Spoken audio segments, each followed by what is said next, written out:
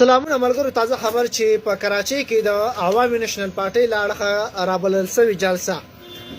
تاسو یقین وکړئ ملګرو چې زه حیران شوم چې دومره په کمپاین باوجود د دومره یعنی زه ویلی شم د ټولو صوبونو تللي مشران او بیا داسې د ضلعو مشران بیا داسې په مختلفو چې کوم هم ورکر وو یا د پېښور نه زه ویلی شم چې دغه سرو جامو والا چې کوم پکې ناست دي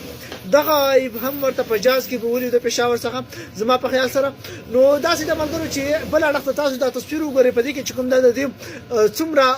کولا صوفي څومره خرچي څومره یعنی زه ویلی شم چې کولا ناسي ځکه دا شپه کې بیا داسې نه ښکاري شپه کې صرف ګڼه ګوڼه ښکاري نور داسې څه نه ښکاري چې هغه د کرونا وایرس چې کوم حفاظت کوونکي یا حفاظتي هغه چې کوم دی توی په دې جلسه کې هم ساتلی دی دا کتلی شي د دې ناکامي وجه څه ده ملګرو دا ناکامي تاسو ټولو ته ښه کلیرلی او صفا پته هم ده خو زه یې هم درته نن ریپیټ کوم یو ځل بیا تاسو ته زه وایم چې یاد دې وي چې د عوامي نېشنل پارټي بیانیه یا د عوامي نېشنل پارټي چې کومه نظریه سوچ او فکر چې کوم دی هغه خو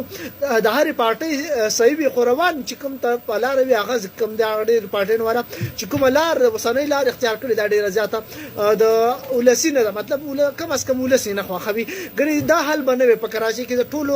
لوی ښار شماري کې چې ډېر زیات پښتانه په دغه ښار کې چې کوم ده ژوند کوي او هلته اوسېږي خو له بده مرغه د دې سره چې کوم ده ټوټل زه ویلی شم چې 1000 کسان هم نه دي راوتلي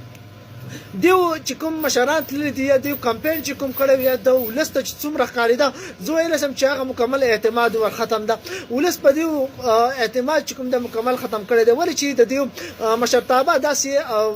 خبرې کوي یا داسې مایوسي پیلاوي په ولس کې چې هغه ولس ته چې کوم دی کله هم مقبوله نه وي او ولس تل ریجکټ کوي داسې خلک نو دغه بیانیه نن سبا نېشنل پارټۍ چې کوم د خپله کړې ده او د ولس په منځ کې چې کوم د هغې مقبولیت دی هغه بالکل منفي ته راوړېدلی دی نو که ته ولس ګټې یا ته